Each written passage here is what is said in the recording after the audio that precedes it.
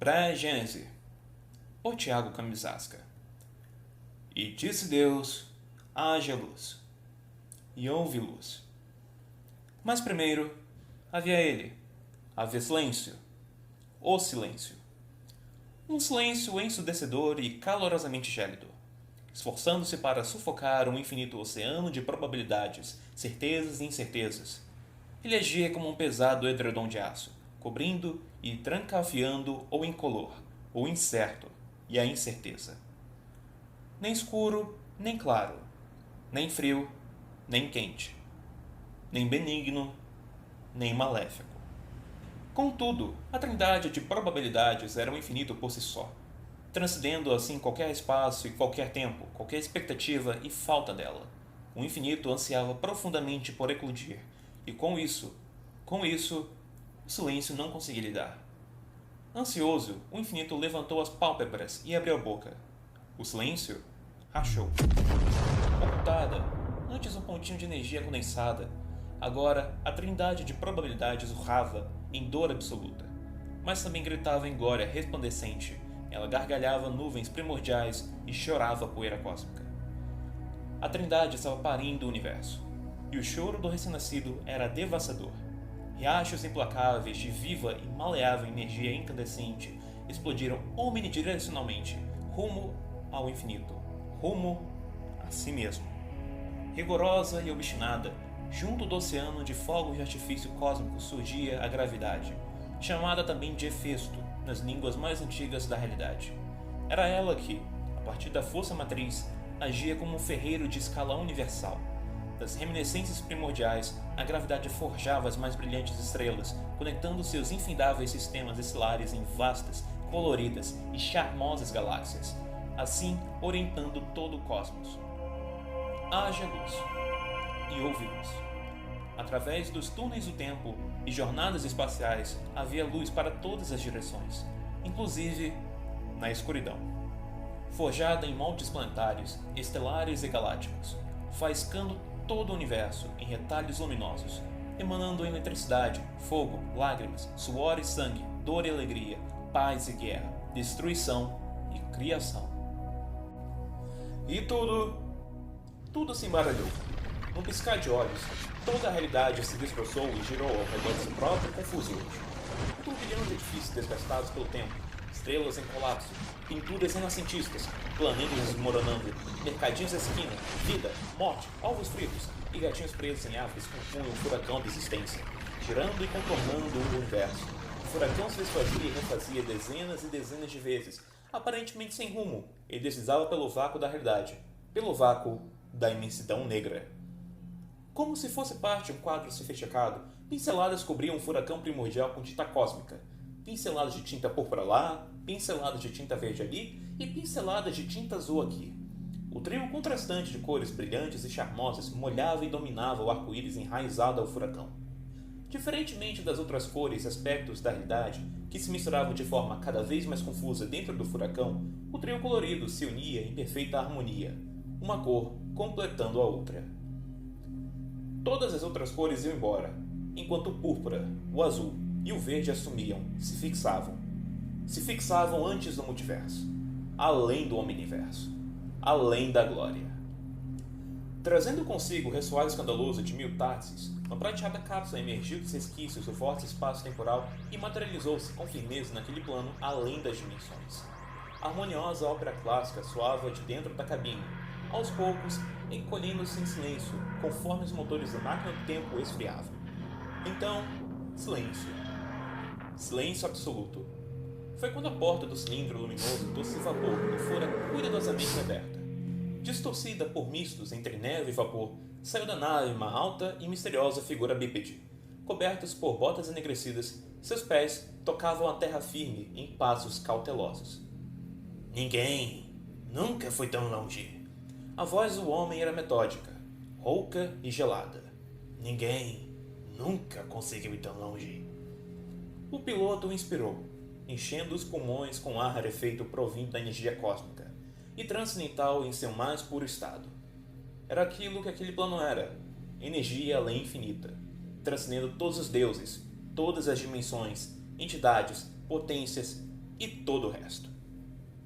Yggdrasil, Sussurrou, admirando a paisagem florestal. Diante dos costumes, tradições e estados facultativos do piloto, as energias foram interpretadas como literalmente colossal e infinita floresta. Ele havia pousado sua tarde em um galho retorcido e de consistência gelatinosa, mas firme. Um galho imenso que se estendia por quilômetros de distância, só mais um em meio a trilhões de outros galhos, tão ou até mais retorcidos que o dele. Em escala, o piloto e sua nave não passavam de cupins, se comparados ao tamanho daquele galho. Quem dirá da própria árvore? é um pequeno passo para um homem, mas um grande passo para um senhor do tempo. Mesmo sendo um homem costumeiramente racional e frio, ele não conseguiu deixar de lacrimejar em êxtase emocional. Suas mãos tremiam e ele suspirava sorrisos curtos.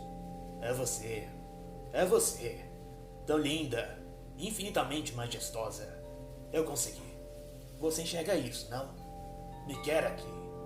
Por qual outra razão me deixaria vir tão longe? Precisa de mim. Precisa de mim. Eu preciso disso. Deslumbrados, seus olhos esmeralda encaravam a casca esbranquecida e levemente translúcida da árvore gigante.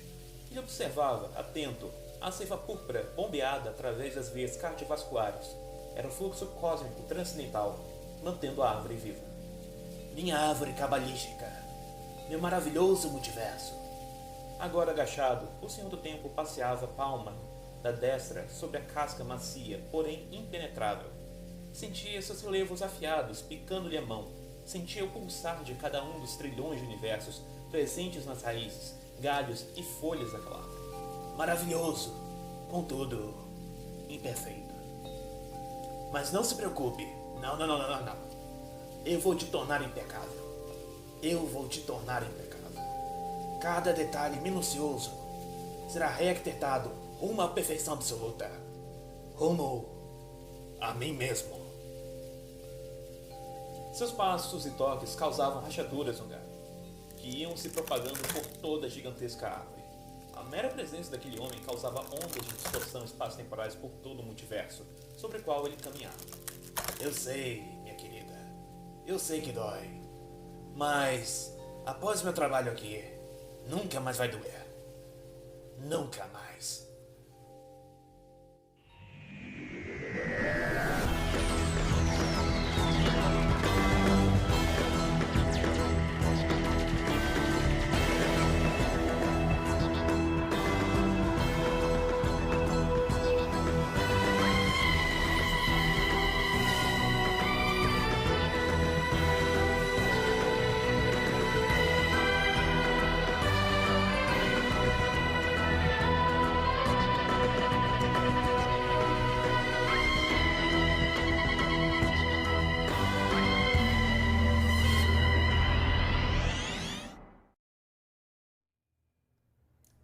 Planeta Terra, século XXI, 2017 d.C.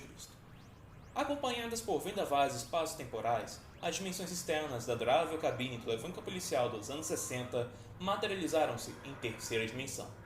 O azul amarelo da Tardes logo fora fixado sólido em cores e estado material, 12 centímetros acima da famosa e pontiaguda torre dourada, o Big Ben, ou Elizabeth Tower, para os íntimos. Em um sonoro estilar de dedos, as portas da máquina do tempo foram destrancadas e gentilmente puxadas para dentro, seguindo assim as magnéticas instruções do piloto. De seu interior cromado e pulsante energia laranjada, desceram 2 pares de pernas humanoides agitadas. O par da direita vestia longos e escuros sapatos vitorianos, enquanto o da esquerda usava desgastados tênis azuis esverdeados. Esse par, com certeza estando muito mais receoso do que o outro. Enfim, sentados na beira da Tardes, o rabugento professor e sua aluna imperativa balançavam as pernas por entre as correntes de vento. Está trêmula? Notou o doutor, com a boca cheia de sorvete pêssego. E pálida? Jura? Bill soa frio. Obrigada por notar. Se for pelo sorvete, não vou te dar o meu. Não, doutor. Irritada com o ácido sarcasmo do viajante do tempo, Bill franziu o senho em indignação. Não é pelo sorvete. Você sabe o que é. Já sei. Ele engoliu mais uma porção de sorvete e continuou. Depois, nessa última aventura, você percebeu? E sim, uma hora ou outra, acontece com todos que viajam comigo. É a minha sina, sua sina. Esse sentimento de inveja do meu luxuoso e jovial cabelo. Lamento, não há nada que eu possa fazer. Meus cachos castanhos causam isso. É uma reação natural. Cachos castanhos? Que cachos castanhos? O doutor fechou a cara, suspirando e lamentando o fato de nem todos notarem o castanho enraizado no grisalho de sua cabeleira. É mais uma dessas suas piadas ruins para me distrair do perigo? Em sinal de desaprovação, o doutor arqueou as grossas, ranzinhas e prateadas sobrancelhas. Tudo bem interpretar como piada. Mais ruins? Faça-me favor. Ele pensou. A altura, então. 96 metros aqui, de cima, até o asfalto das ruas de Londres. E desde quando isso é suficiente para te assustar? Desde que eu virei de de Bill? E aquele sorvete de ansiedade com coragem não me fez lá muito bem. A reação não me deu nada além de náuseas. A culinária do século 23 é mesmo fascinante, não é? O urso do tempo arremessou a casquinha, ainda transbordando-se de pêssego, dentro de sua boca feroz. Mas não era uma boca cheia de castanhas que o iria impedir de continuar falando. Carregava consigo o hábito de falar enquanto come. Fascinante e estúpida.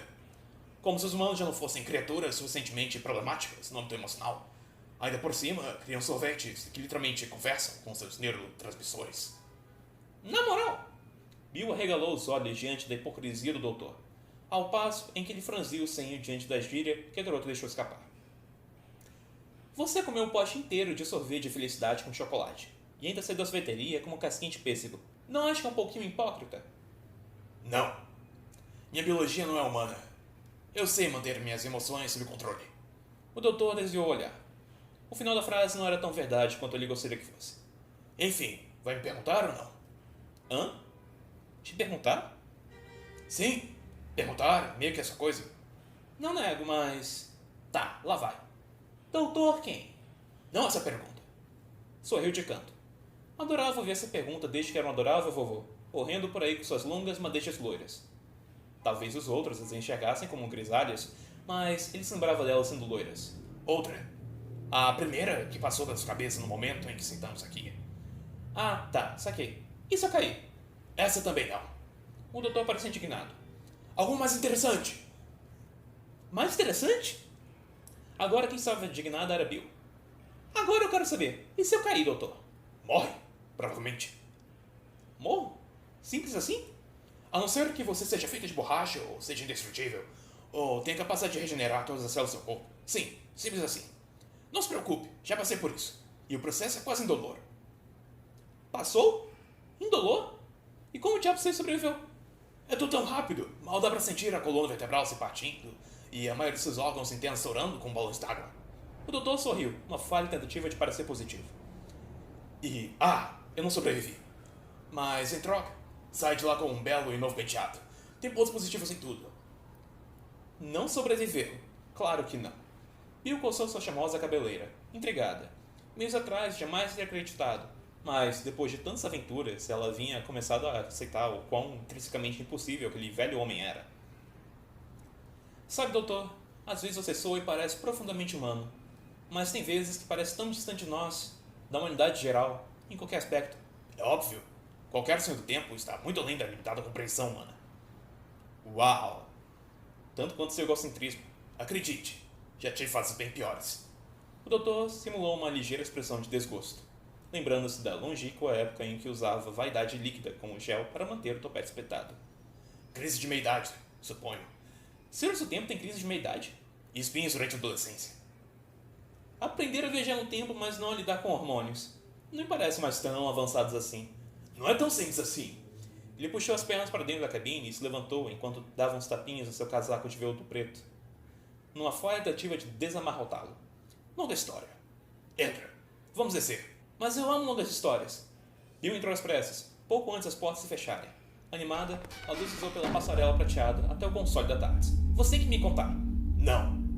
O experiente piloto girou a manivela interligada ao console, tirando a tarde do estado de suspensão e a fazendo escorregar alguns blocos dimensionais pela cascata do espaço-tempo. Muito longa. E, sinceramente, você não entenderia a maior parte. Ok, você acabou de me chamar de idiota? Potts cruzou os braços e franziu o senho. Não, chamei de humana. Ele parou para pensar. O que costuma significar a mesma coisa. Você tem um ponto, mas me ofendeu mesmo assim. Eu só fui sincero. Doutor! Ofendi. Desculpa. Ela deu um singelo sorriso. Com uma condição. E qual seria? O doutor revirou os olhos. Me contando a história. Então vai continuar brava, porque eu não pretendo contar.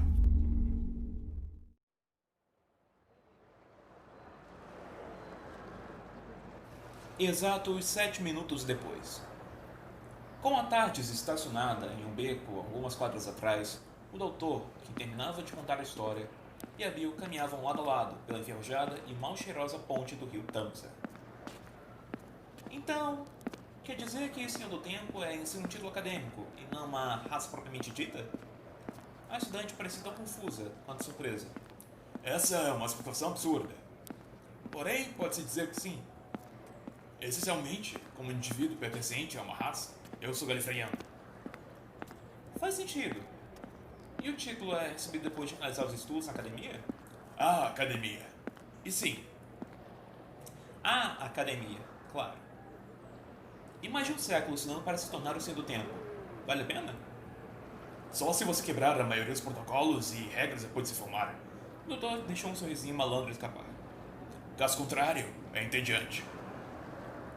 Se Senhores do Tempo são todos aqueles que terminam os estudos nessa Hogwarts espacial, Bill parecia verdadeiramente pensativa. Então existem Senhores do Tempo de outras raças? Tipo, sem ser os galifreanos? Meu povo não é lá tão amigável e gentil com outras espécies. Quanto menos inclusivos. Parecia haver traços de decepção no timbre do viajante.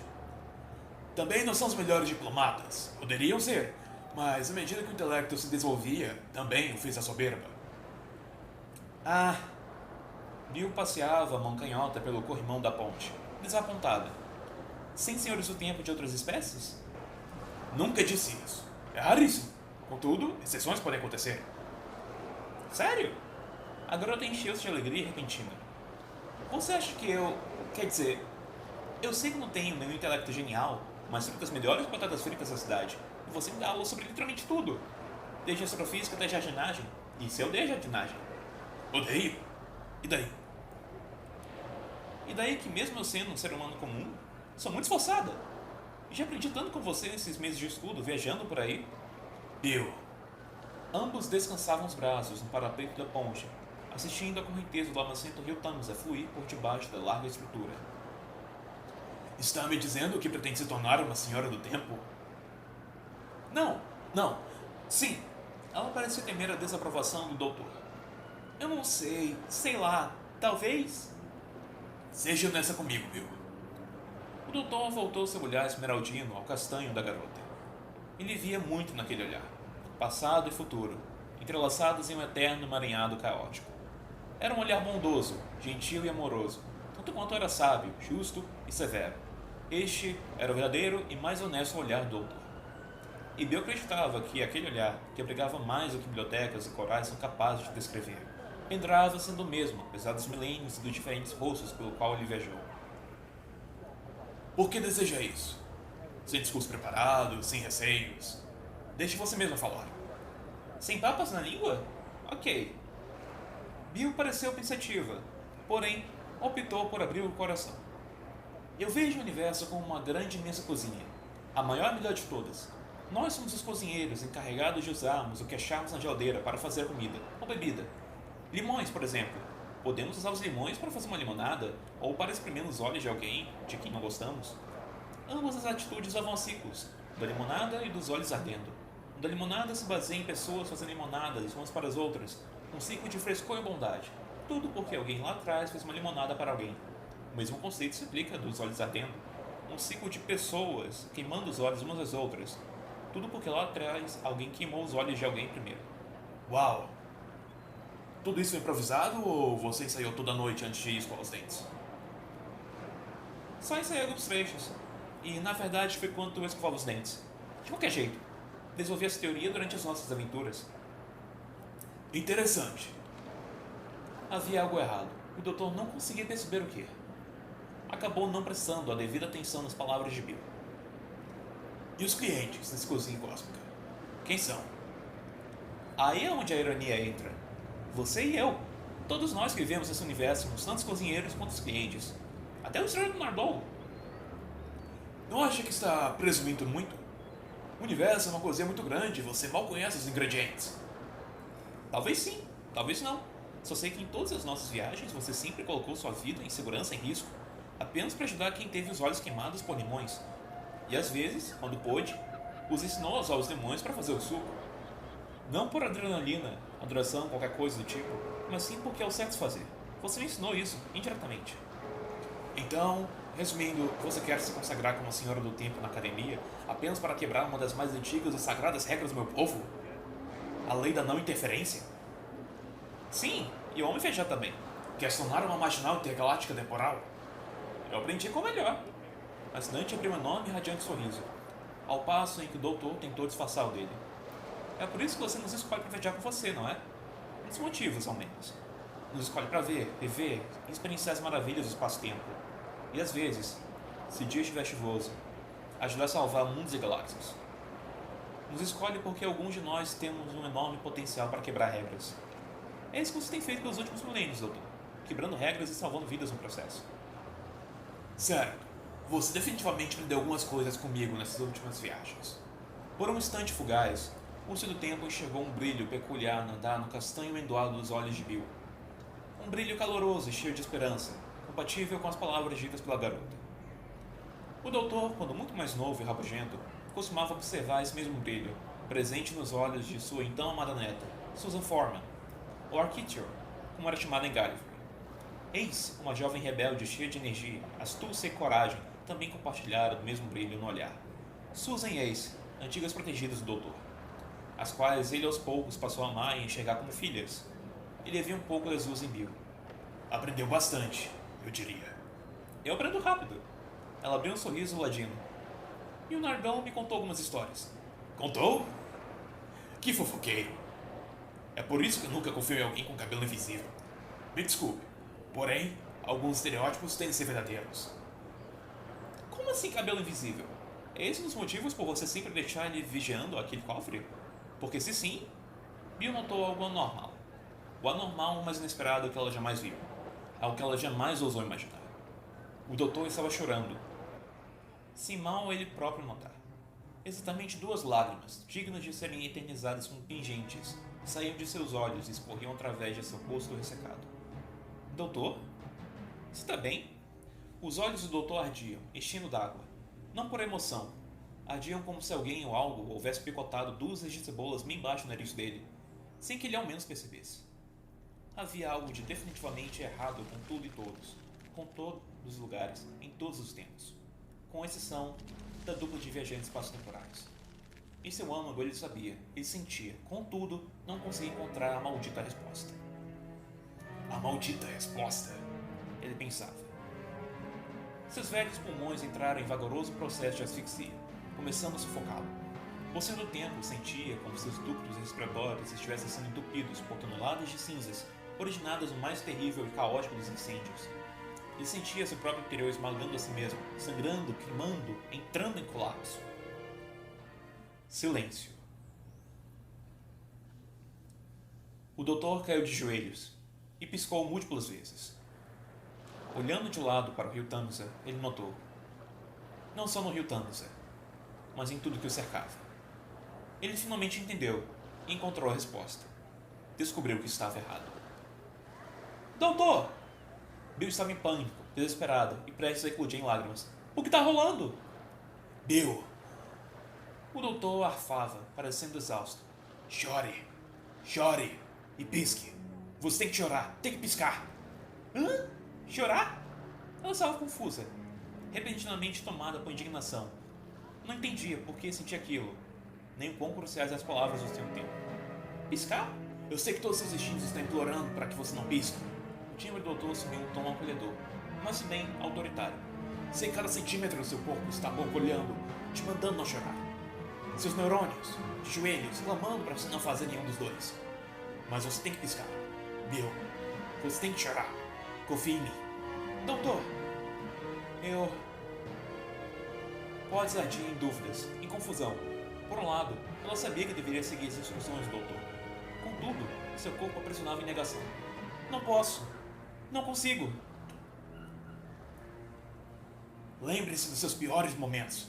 A morte de sua mãe, o sentimento de abandono, a repressão, o racismo sofrido, seu coração sendo estilhaçado, vez por vez. Todas as vezes que chegou próximo do abismo. Relembre tudo isso. Bill, reviva a dor. Se permita machucar e sofrer. Potts, que antes estava prestes a eclodir em lágrimas, agora estava prestes a explodir. E lembre-se também dos bons momentos. O dia em que achou a foto da sua querida mãezinha, o primeiro amor verdadeiramente correspondido, o autógrafo de um ídolo inalcançável, os bolos de aniversário, seu filme favorito, seu primeiro planeta alienígena e também do primeiro planeta que ajudou a salvar. Relembre esses momentos maravilhosos, reviva todos eles, cada aspecto deles. Deixe a vida fluir através das suas sinapses. Deixe esses sentimentos apossarem-se de você. Se permita viver, Bill Potts, e em seguida se permita piscar. Se permita rir. Se permita chorar. Silêncio. Absoluto. Os pássaros não mais piavam. Nem mais o rio escorria em cascatas harmoniosas. O tráfego calou-se. E de tudo, o silêncio se apossou. Bill riu, chorou, definhou-se em lágrimas, explodiu em sorrisos e baixou as pálpebras. Com a respiração oscilante, vagarosamente, a garota ia abrindo os olhos. E então, Potts notou algo estranhíssimo na água profundamente lamacenta e eternizada em marrom do rio Tamsa. Não estava lamacenta, nem marrom. Estava limpa, mais cristalina do que o mais polido dos cristais, refletindo o azul claro, intenso e infinito do céu. Ela conseguiu ver cardumes de peixes dourados seguindo a força da correnteza, correndo em absoluta pureza. A ponte, antes feita de concreto e metal, agora era feita de material translúcido e levemente resplandecente. Os prédios e construções derivadas haviam convergido em design futurista, abandonando a arquitetura londrina e entrando em harmonia com a natureza, com árvores crescendo através de suas estruturas. No ar pairava o cheiro de rosas e os transeuntes estavam usando roupas em tons de azul, dourado e branco.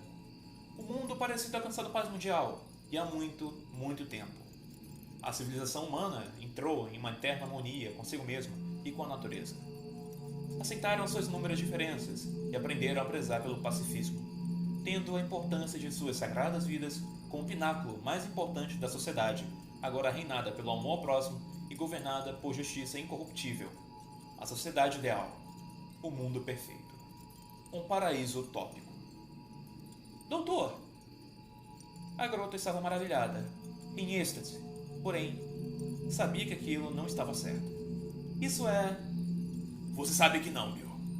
O doutor suava, levantando-se com a ajuda de Potts. Não é uma ilusão. Não estamos aprisionados em alguma Matrix ou qualquer coisa de sonho controlado.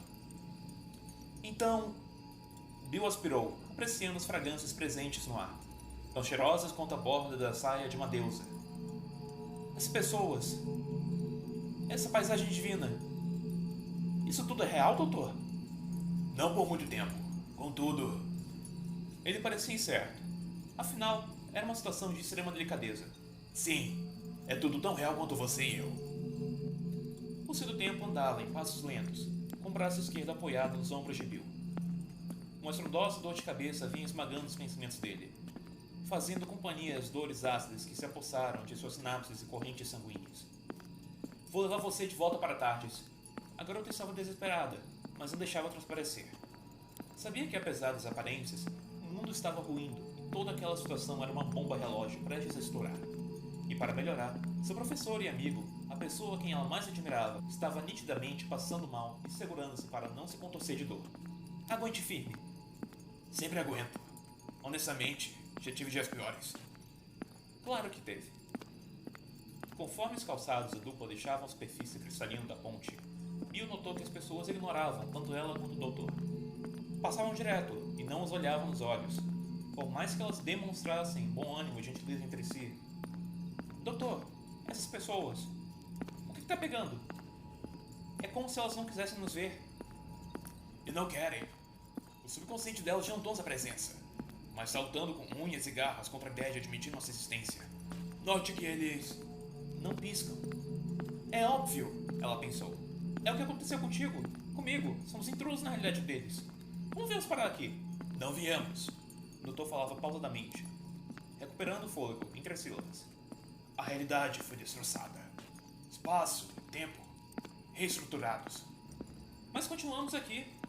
E de repente, uma lâmpada se iluminou na mente de Bill. Viajantes do tempo! Somos viajantes do tempo, logo somos imunes. Na verdade, não. Seus cansados olhos esmeralda olharam fundo na alma da garota. Era de se esperar, e até óbvio. Porém, ela tinha poucos minutos até ser engolida por esse caos sem precedentes. Temos prazo de validade. Acho que entendi. É como se estivéssemos sendo rastreados através do tempo, não é? E quanto mais viajamos, mais essa tempestade temporal demora para nos alcançar. Tempestade temporal?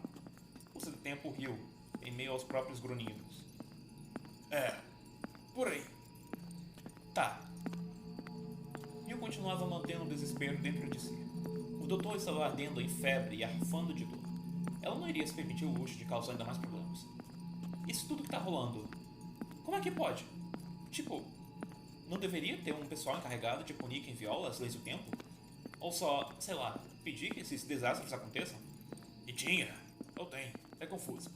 Porém, o ponto não é esse. Eu tenho viajado não só pelo espaço-tempo desse universo, mas em todos. Presenciei cada fragmento do arquétipo da maldade, do caos e do desastre. Cada um deles. Estive e estarei em cada época, em cada lugar. Vi a concepção, o nascimento e a queda de tantas coisas, mundos, pessoas e deuses. Mas isso eu de fato nunca vi. Nunca presenciei algo dessa escala. É algo além de qualquer espaço e tempo. Além do... Meu Deus. É algo além do universo. Isso explica o motivo de você estar nesse estado? Terminavam de atravessar a rua, caminhando em passos apressados. Sente suas veias, né? Tudo sendo alterado. É ainda pior. Lembra quando te contei dos ceifeiros? Mais ou menos. A garota esforçou-se para lembrar. Aquelas gárgulas, né? Monstros que podem aparecer caso um ponto fixo do tempo seja corrompido. A essência é essa. E aí?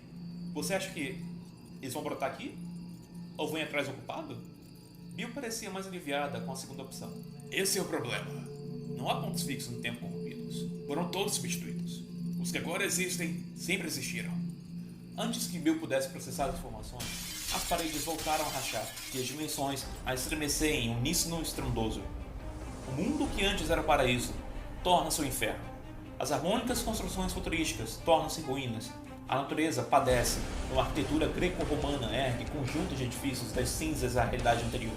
Era Londres, agora dominada por um fascismo ainda mais agressivo do que o nazismo. Os transeuntes da rua foram corrigidos como se fossem erros de computador, adquirindo aparência ariana no instante seguinte. Aqueles que antes caminhavam ali, por serem de etnias diferentes e frutos da miscigenação, nunca haviam chegado a nascer.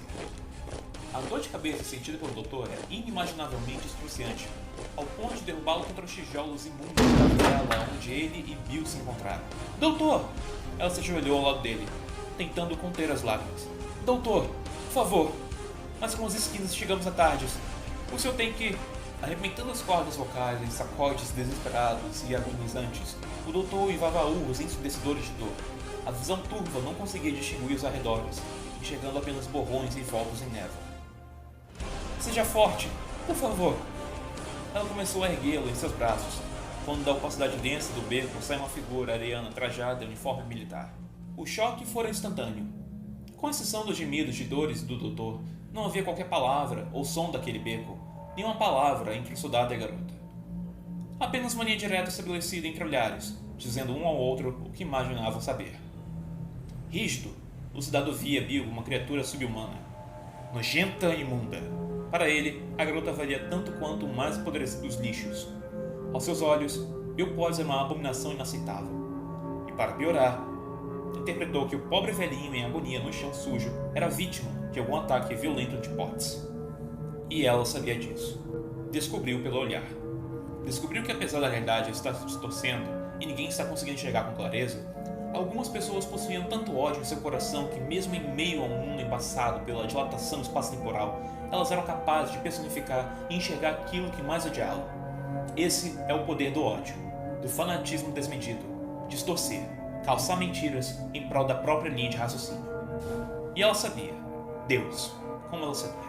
Sabia no momento em que os olhos daquele soldado passaram sobre ela. Não tão depois, O homem sacou de seu coldre um revólver engatilhado.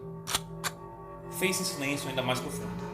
Bill abriu os lábios ressecados para tentar dialogar e Bruno, fervendo impulsividade, espremeu o gatilho 3 vezes. O cano da arma exalava fumaça. Os pássaros piaram e assaram o voo. Os ratos se desesperaram e fugiram. Com a cabeça sourada em um quente chafariz de sangue escarlate, o corpo da jovem estudante tombou sobre o piso gelado, úmido e sujo daquele beco. Miolos e esguichos de sangue pastoso misturaram-se às poças d'água, tingindo jeans da agora cadáver em um rubro fantasmagórico. Bill Potts estava morta. Seu corpo permanecia inerte, fundindo-se à lama avermelhada para sempre. O doutor, impotente, jazia contraído entre lágrimas, lama e sangue. O choque de assistir Bill sendo executada, sangue frio, sem que nada pudesse fazer, foi suficiente para tirá-lo do estado epilético. Sua vista se ajustava e ele recuperava o equilíbrio, mas havia perdido sua aluna, sua amiga. Contudo, antes que o Senhor do Tempo pudesse tomar alguma ação contra o assassino de Potts, o soldado desfez-se em cinzas. Não só ele, também a viela e os edifícios ao redor desfizeram-se, em construções desmoronadas e corridas. Do céu caíam torrentes gélidas, acompanhadas por neve. O doutor reparou, esfregando-a entre os dedos. Toda Londres estava incrustada por camadas grossas de cinzas e neve. Aliado a isso, um cheiro azedo de radiação espetava as narinas e os poros do viajante do tempo. Inverno nuclear. Outra dilatação espaço-temporal, concluiu. Preciso voltar até Tardes e rezar para que ela não esteja soterrada. O doutor focava nessa específica linha de raciocínio, tentando conter o desespero. Bill havia sido friamente assassinado e seu cadáver fora tragado junto da distopia anterior, mas não havia tempo algum para luto. Apesar do interior do Senhor do Tempo arder em fúria e revolta, tais sentimentos não fariam nada além de distraí-lo de seu verdadeiro objetivo. Consertar isso. Cerrou os punhos, passando os pés apressados sobre alguns escombros. Eu vou consertar isso. Eu preciso. Eu tenho que consertar. As solas desgastadas escorregavam em pisos diferentes conforme a realidade universal era chacoalhada. O mundo inteiro transitava entre as mais variadas vertentes temporais, carros voadores cortando os céus prateados, chuvas meteóricas devastando a cidade em nuvens vermelhas de explosões. E ao centro, no olho desse furacão de possibilidades se cruzando e colidindo, um pequeno homem de cabelos grisalhos e jaqueta esfarrapada punha-se, incessante, a correr por aquele labirinto caótico. O doutor. Destemido e implacável, ele avançava por entre as ruínas. Explosões gélidas, tiroteios interdimensionais e ventanias ácidas o seguiam realidade atrás de realidade, sem descanso. Encharcado em suor, não era só com dores e perigos externos que aquele homem tinha que se preocupar. Explosões o chacoalharam e jogaram pesadamente de um lado para o outro, quebrando-lhe e partindo-lhe alguns ossos. Tiros cortaram-lhe de raspão as pernas e os braços, e de suas feridas escorriam filetes de sangue escarlate. Porém, as piores dores eram as dores internas. Literalmente. Enquanto corria pelo campo de colisões, seu próprio esqueleto batalhava contra as chamas das mudanças bruscas nas correntes do tempo. Os ossos rachavam contra a mudança de densidade, largura e tamanho. Os órgãos ardiam em persistência, tentando se manter em seus devidos lugares, formatos e composições atuais. Toda a sua estrutura óssea e muscular guerreava contra forças maiores, se recusando a mudar. Se o doutor cedesse só por um breve instante, todo o seu corpo seria destruído e reconstruído dúzias e dúzias de vezes, em incontáveis aparências distintas. As oscilações dimensionais estavam graves ao ponto de apagarem doutores do passado e do futuro. E se o 12º ou qualquer outro se deixasse ser devorado por essas dores, toda a sua jornada existencial seria incinerada. Apesar de todas essas dores, o doutor não parava um segundo de correr. A necessidade de consertar todo aquele caos era muito maior do que qualquer obstáculo, e ele possuía plena ciência disso.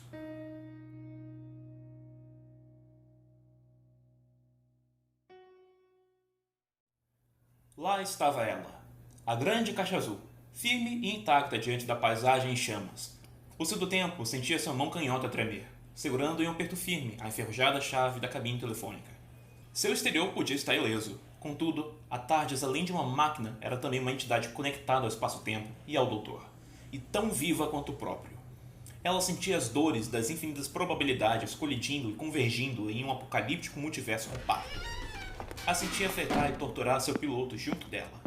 Graças a esse uníssono excruciante, as dores da Tardes eram emitidas em padrões vibracionais específicos, vibrações que ressoavam com a chave. e quanto mais próximo da emissora vibracional, mais e mais a chave tremia. Silêncio absoluto, ele reparou. O sino de claustro, apesar de inúmeras realidades estarem sendo dizimadas, não está tocando. Deveria tocar. Sempre que ameaças de proporções similares a essa. A não ser que... Não! Expressões de desespero e incredulidade apossaram-se das feições velhas do doutor. Não! Não pode ser! Não! Seus dedos calejados esmagavam as teclas multicoloridas fixadas ao console da TARDIS. Moviam-se em velocidade assombrosa, quase sobre-humana, tentando acompanhar a velocidade em que seu raciocínio desempenhava cálculos extensos e incompreensíveis. Uma vez que os sistemas de navegação, controle auxiliar e comunicação foram entrelaçados, com um mero puxar de alavanca, o doutor foi capaz de impulsionar a central de banco de dados da espaçonave a procurar rastros que indicassem a origem de todo aquele caótico cenário espaço-temporal. Em cada um dos milhões de pontos fixos subsequentes, a própria consciência da máquina do tempo agia, averiguando em busca de qualquer vestígio que desse pistas sobre a localização das forças que originaram todo aquele inferno. Contudo, caso a teoria do doutor estivesse certa, somente caso seus pensamentos pessimistas se confirmassem... Sem tempo para devaneios, bufou sem do tempo. Tenho que arrancar você dessa zona. Ele conversava com a TARDIS, em vãs tentativas de espiar o seu nítido nervosismo. Me perdoe por isso, mas se prepare para perder os quirinhos. O doutor pressionou alguns específicos botões quadrados do console, e a nave chacoalhou furiosa. Seu piloto havia acabado de incendiar e destruir metade das bibliotecas e lanchonetes presentes no interior da TARDIS. Tudo para sobrecarregá-la energeticamente. Ei, não discute em mim. Temos que trabalhar juntos, se quisermos armar essa bagunça. E na melhor das hipóteses, sobreviver ao processo. Precisamos de mais energia do que o normal para dar partida. A não ser que você queira que sejamos esmagados pelo que quer que esteja esmagando nossa realidade. O rotor temporal girando, alavancas puxadas e gatilhos pressionados. Um salto complicadíssimo. A TARDIS materializou-se em quarta dimensão e agora nadava com dificuldade por entre as cascadas do fluxo espaço-temporal. O universo estava ruindo, desmoronando em conjunto de seus infinitos passados, presentes e futuros. Por consequência, assim também se encontrava a dimensão que servia de principal caminho para a locomoção de qualquer máquina do tempo, embaralhada, inundada por tempestades caóticas e submersa por falhas. Independente do modelo, se fosse qualquer outra TARDIS ou qualquer outro piloto, ambos teriam sido consumidos e apagados pelos tsunamis quânticos que varriam todas as correntes do espaço-tempo no exato momento em que se levantava um voo. Porém, aquela não era qualquer TARDIS, mas sim um modelo antigo e ultrapassado. Era uma cabine telefônica policial, a nave do doutor. E o doutor não era qualquer piloto. Não era o pior dos pilotos, e muito menos o melhor. Porém, certamente o mais criativo e maluco deles. É uma jogada arriscada. O homem grisalho contornava o console da nave, correndo ao redor dele enquanto assinava dúzias de geringonças espalhafatosas. Talvez não funcione. Talvez seja expulso para fora da realidade. Embora, a essa altura, ser expulso dessa confusão não seria tão ruim assim. É claro, você seria estilhaçado e meu corpo incinerado de brinde. A taxa chacoalhou violentamente, quase derrubando o doutor. Ele ficou incerto se foram atingidos por raios cósmicos das tempestades lá fora, ou se foi o temperamento raivoso da nave respondendo ao seu instigante sarcasmo. Talvez duas coisas, pensou. Não é como se fosse a primeira vez que você corre o risco de ser reduzido a átomos. E em fato, você já até foi, como já foi incinerado. Sorte a minha que aquela loção pós-papa fazia milagres. Ou eu teria um rosto diferente e sobrancelhas menos charmosas hoje em dia. A nave respondeu com alguns bips. Isso foi uma risada? O doutor arqueou as sobrancelhas e se permitiu rir junto. Lembra quando eu costumava te chamar de sexy? Aquilo sim era engraçado. Bom, pode ter sido na nossa última gargalhada. A nave soou outra série de bips, com um timbre mais interrogativo. E segurar onde? Concluiu o doutor. Pelos bons e velhos tempos. Travou a última alavanca. Jerônimo! A exclamação do Senhor do Tempo ecoou por todo o interior da sala central, que sacudia com violência. O doutor havia lançado a TARDIS rumo às chamas, ao puro caos desordenado daquelas devastadoras tempestades cósmicas. A nave era bombardeada por descargas inimagináveis de energia destrutiva, açoitando-lhe com raios ferozes e tendenciosos a apagá-la da existência. Aguente firme! Ignorando as dores, o piloto continuava a ajustar alguns equipamentos do console e a pegar os rumos certos com a nave. As pontas de seus dedos ossudos estavam queimadas e suas unhas rachadas, pois a TARDIS exalava pura energia elétrica através de seus controles. Ao exponenciar sua genialidade e a loucura inigualáveis, o Doutor conseguira comprimir e condensar toda a energia que atingiu a nave em um colossal canhão energético. Só mais um pouquinho. Manivelas giradas e a TARDIS fora catapultada para os confins da existência. Silêncio.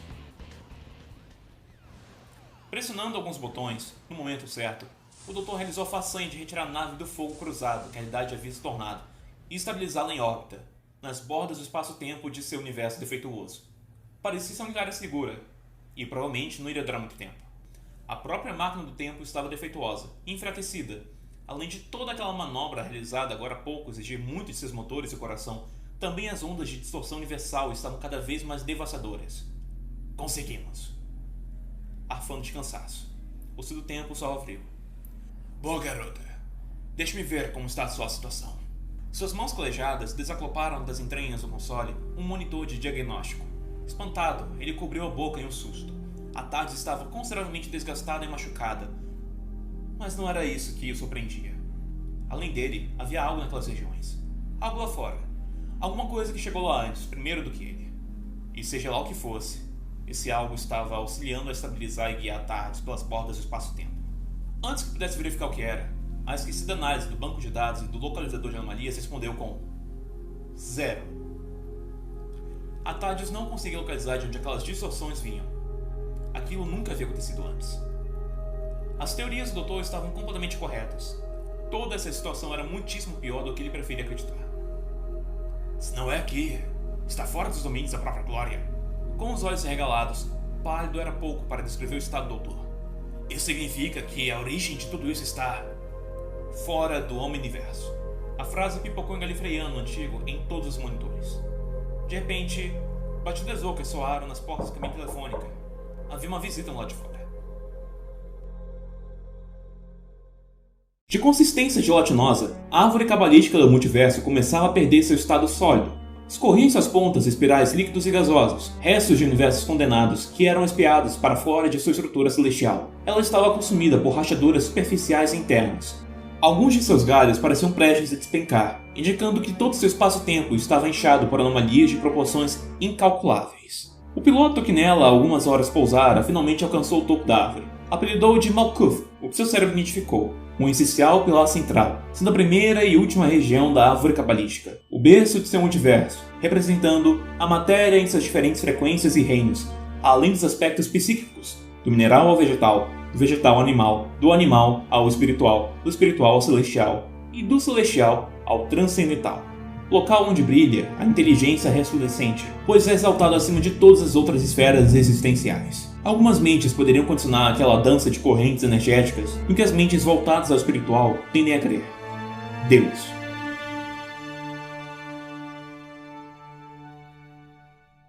Há lendas mais antigas que os Eternos, sobre um tal de príncipe dos rostos ser o primeiro a chegar aqui. O piloto ri da ironia final. Ele não sendo o tempo. Espero não ter chegado atrasado. Sutil, misterioso homem de 2 metros de altura abriu sua bolsa e derrubou 12 de cubos no chão. Pacientemente, pôs os cubos em círculo ao redor do pilar central. E ele observou. Observou seu reflexo no resplandecer do pilar. Enxergou e escutou o sibilar de sua natureza serpentinosa, contorcendo-se e esmagando toda a criação. Ele sorriu de canto, fitando as cicatrizes que decoravam seu pescoço e frações de seu rosto. Eram queimaduras.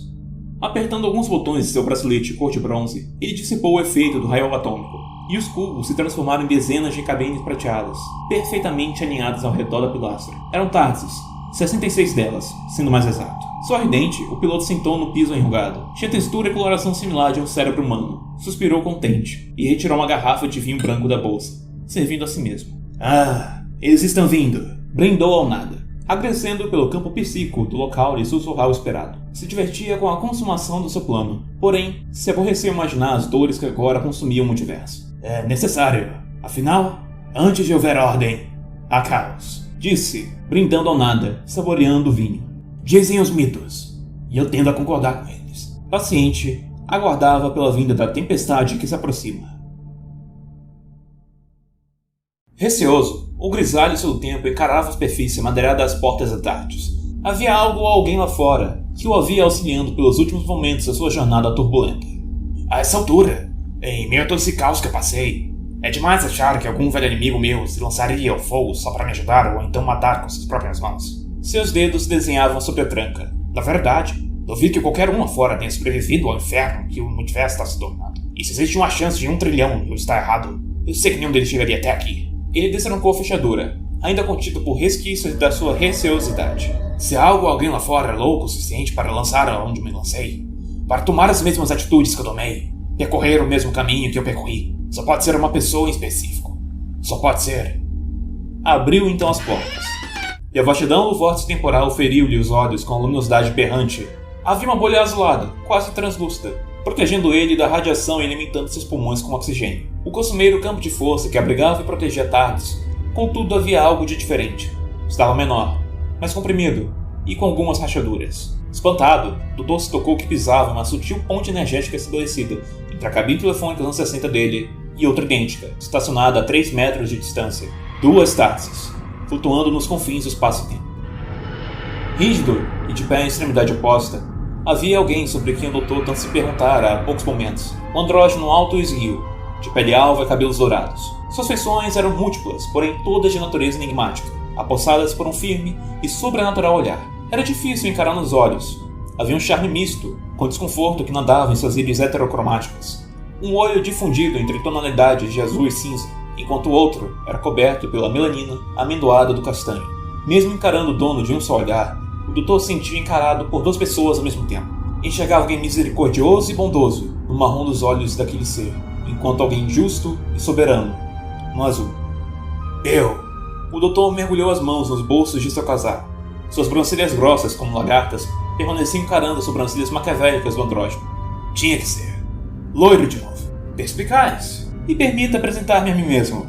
A voz do desconhecido soou profundamente gélida e tão poderosa quanto o eclodir de 1000 trovões. Você pode me chamar de doutor. Contudo, é bom saber que eu não sou ao seu serviço. Ajudo-lhe em benefício dos meus próprios interesses. Mas acho que isso você já possui a ciência, não é? Perspicaz. Sorriu de canto. É sempre assim? Você é meu próximo? Quem sabe? Devolveu um sorriso torto, quase medonho. Se você tiver sorte. Espero não descobrir hoje. Ambos gargalharam. Não vai me convidar para entrar? Perdoe minha falta de etiqueta. O homem loiro terminava de abotoar os botões da manga destra de seu terno. Ele vestia uma roupagem curiosa, dominada por coloração bege bastante próxima da palha. Na verdade, o tecido terno em si parecia ser fruto da palha desfiada e madeira descascada. Fazia-o parecer um verdadeiro homem espontâneo. Pensei que as portas abertas fossem convidativas o suficiente. Você sabe o que dizem. Nunca entre na tarde de um homem sem antes receber uma permissão clara. É um velho ditado. O doutor de cabelos dourados riu e adentrou-se a Tardes, acompanhando logo atrás pelo doutor de cabelos prateados. De estruturação cavernosa, o interior daquela Tardes era extraordinariamente distante de qualquer uma que o doutor prateado já tenha entrado. Suas muitas paredes eram compostas por retorcidas rochas negras, delineadas por contornos metálicos, que também se estendiam em passarelas e pontes através de toda aquela sala de controle labiríntica. Aquela ponte de plasma que você estabeleceu entre minha Tardes e a sua parece ser de fonte similar ao campo de força. Desprotege? Nunca fiz isso. Como fez? Deslocamento comprimido de fase? Basicamente. Os passos da dupla causavam ecos que se alastravam pela caverna cibernética. Somente tive de conter o escudo e dispersá-lo em outra forma de matéria. Poderia usar o mesmo conceito para estabelecer um link entre a sua Tardes e a minha, e assim rebocá-lo através do espaço-tempo? Próximo ao console quadriculado, o andrógeno travou as 2 alavancas. A Tardes estremeceu, indicando que ambas as naves estavam agora conectadas. Boa ideia. Gostou? Desse interior?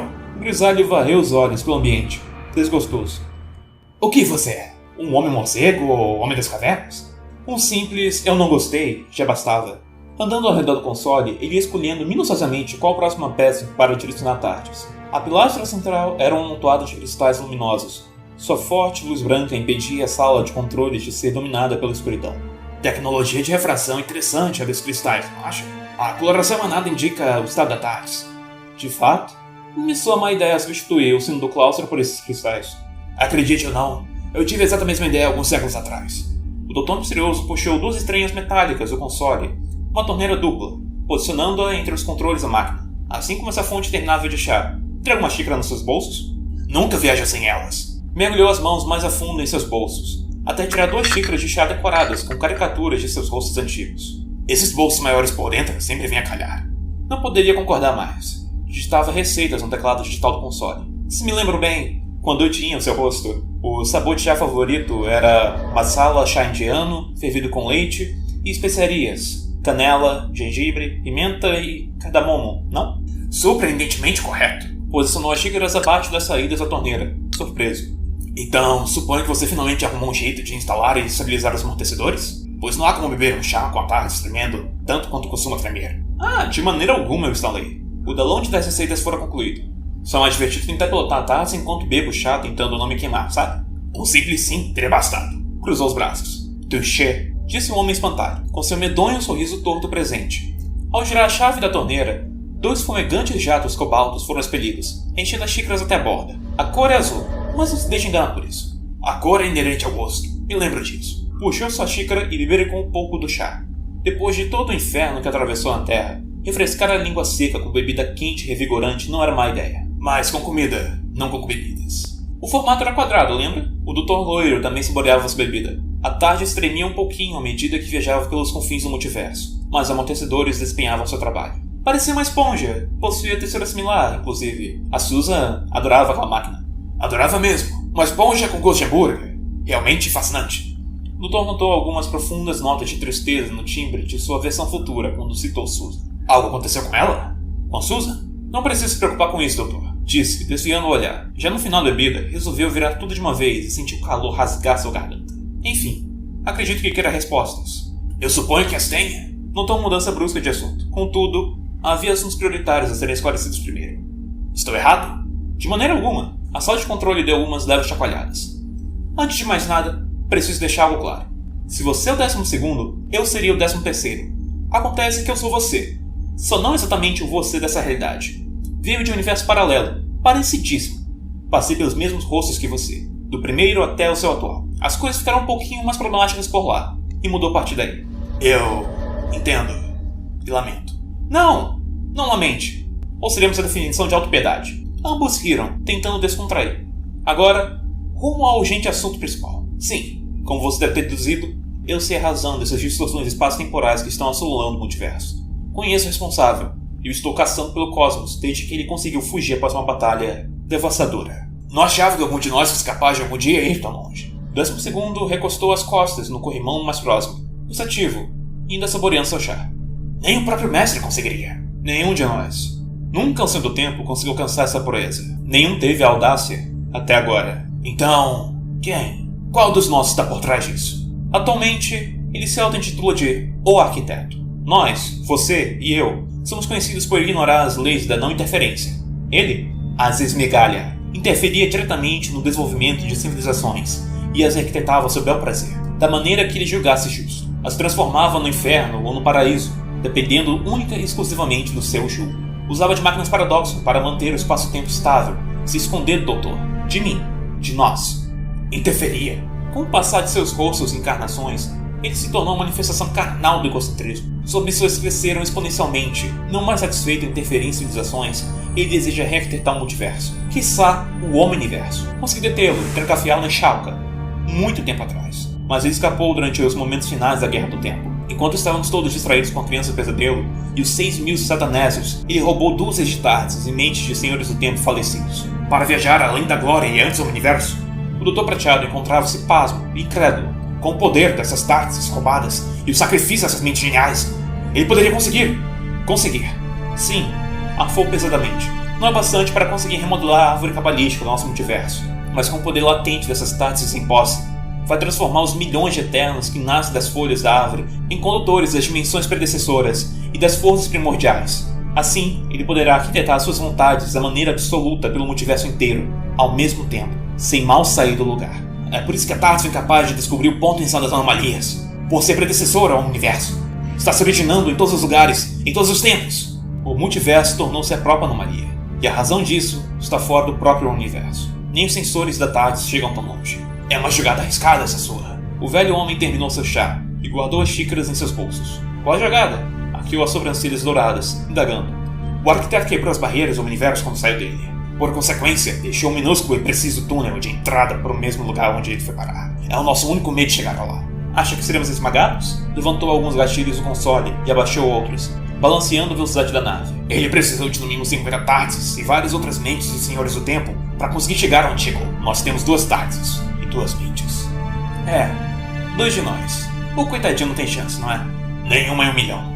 O timbre é sarcástico e esperançoso. Agora, como já deve ter se posto, ou talvez se lembrado, todos os doutores do seu universo, todos os seus rostos, estão nos confins do espaço-tempo tal como nós estamos alguns minutos atrás. Eu passei 10 anos estabelecendo o link entre as tardes para que conseguíssemos o denominador comum das coordenadas e energia suficiente para sair do omniverso. Você passou 10 anos nisso? Passei o último século da minha vida caçando desgraçado. 10 anos é uma vírgula. Conheço o sentimento. O 12º posicionou-se na ponta oposta do console, identificando e entrando em contato com os novos controles, se preparando para pilotar a taça em sincronia com o 13º. Preparado? 110 anos preparado. Mais uma vez, um medonho sorriso tortuoso voltou a estampar a face do loiro. E por que, entre tantas opções, me escolheu a lhe ajudar nessa empreitada? Entendo se disser que é porque eu sou melhor. Eu nunca sei o porquê. Apenas sei quem. Simulou amarrar uma gravata borboleta, saudando uma velha encarnação. Difícil dizer. Nostalgia? Talvez. Sinto falta das sobrancelhas grossas do cabelo grisalho. Tem certeza que não quis dizer cabelo castanho? Absoluto. O daltonismo veio junto à heterocromia? O 12º pareceu irritado. Acho que eu sou o único capaz de chegar à beleza dos meus cachos castanhos.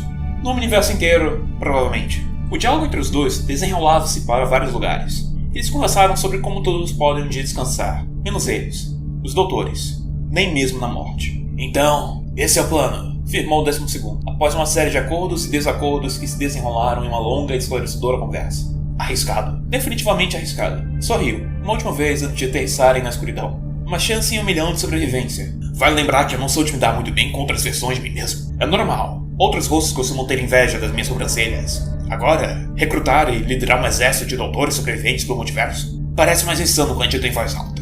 Não é exatamente liderar, até porque eles são doutores, portanto as criaturas com os egos mais inflados da existência. O andrógeno corrigiu. Vamos enviar um alô, implantar as coordenadas e requisitar a conexão entre as tardes de todos os doutores que conseguimos encontrar. Talvez eu envie uns cupcakes também. Simples. As chances nunca estiveram a nosso favor antes. E isso só torna tudo ainda melhor. Se segure! As tardes se chacoalharam violentamente, mergulhando rumo ao desconhecido.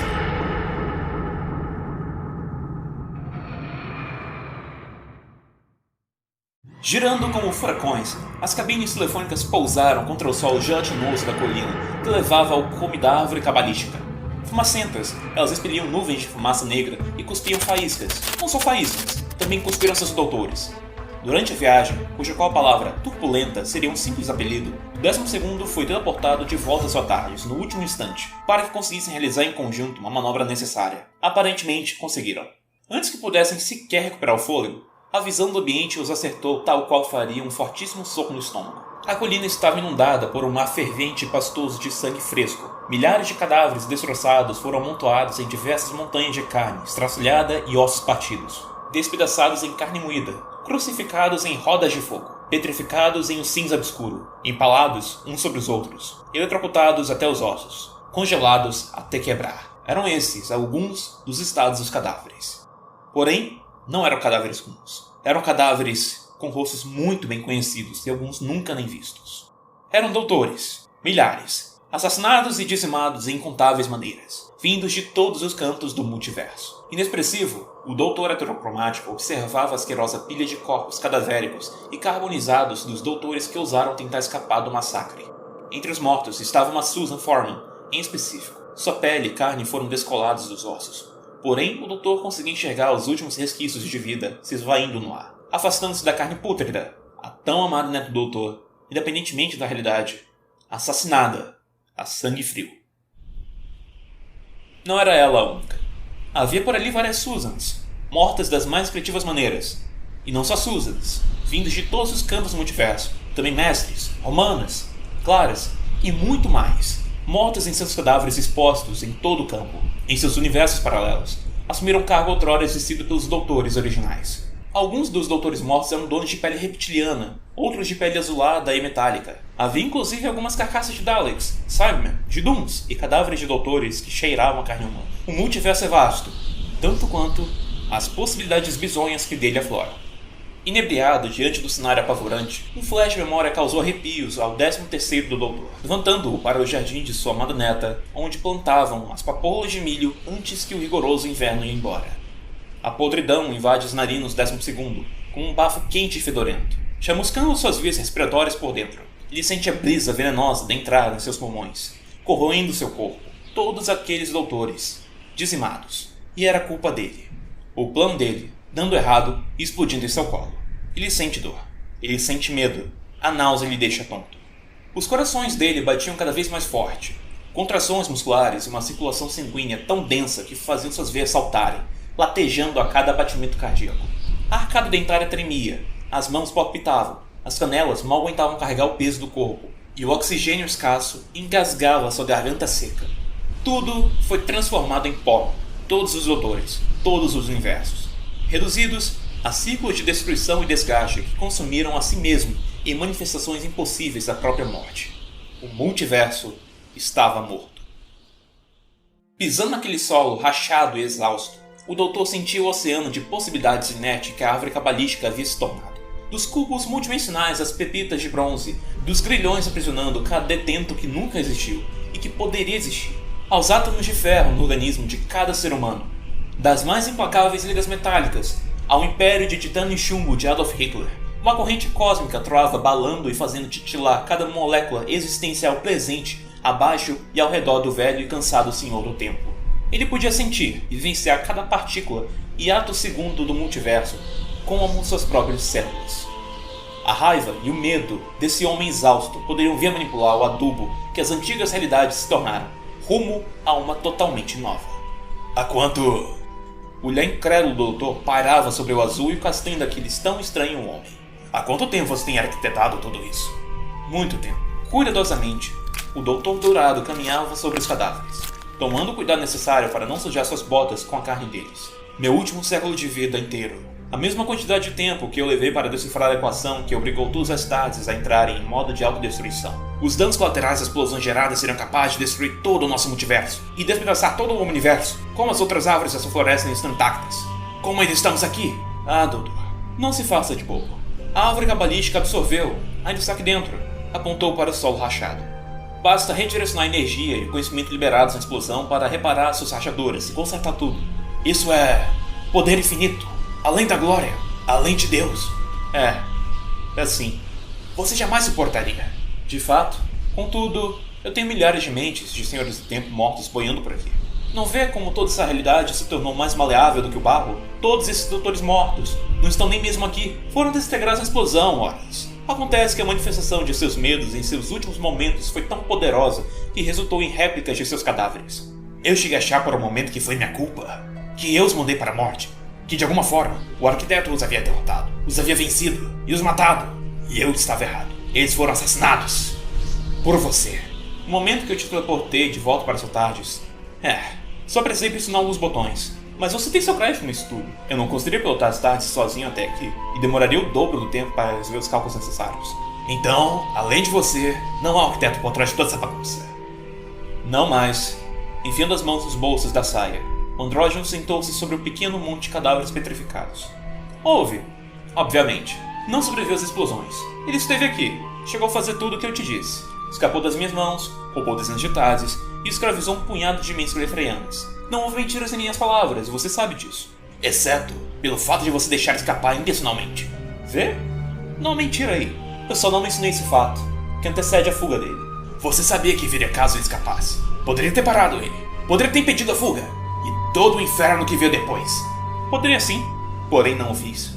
Ela iria preferir morrer 100.000 mortes do que se traga dessa forma. Iria? Será? Será, doutor? Será mesmo? Quantas vezes você não fez isso? Queimar um sol para se despedir da Rose, contrariar as leis da vida e da morte ao tornar a Shiva imortal, colocar metade do universo em risco apenas para trazer sua melhor amiga, com destino selado, de volta da morte. O quão longe você iria para proteger aqueles que ama, doutor? Você sabe quem eu sou, você sabe quem você é, e você faria exatamente o mesmo que eu fiz. Por isso me escolheu. Eu não me lembro, de alguma forma, me fiz esquecer, mas passei por um trauma que me fez ir quase tão longe quanto você. Certeiro? Além de trazer a Susan de volta, pretende fragmentar nossa realidade em universos paralelos, onde não teremos que passar pelo mesmo que quer que tenha te transformado nisso. Universos com mais esperança. Rumou, passos de volta para a própria Tardes. E quando prestes a adentrá-la, adeus, doutor. A voz do andrógeno ecoou pela colina. Quando entrar no vórtice temporal, tudo será consertado, e você estará em um universo mais feliz. Eu não faço ameaças, mas sou muito bom em cumprir promessas. E eu lhe prometo o seguinte: Uma hora ou outra, irei atrás de você, doutor. O semblante congelado em fúria entrou em sua Tardes, que se desmaterializou pouco depois. Estou contando com isso. O 13º sorriu de canto, admirando a paisagem.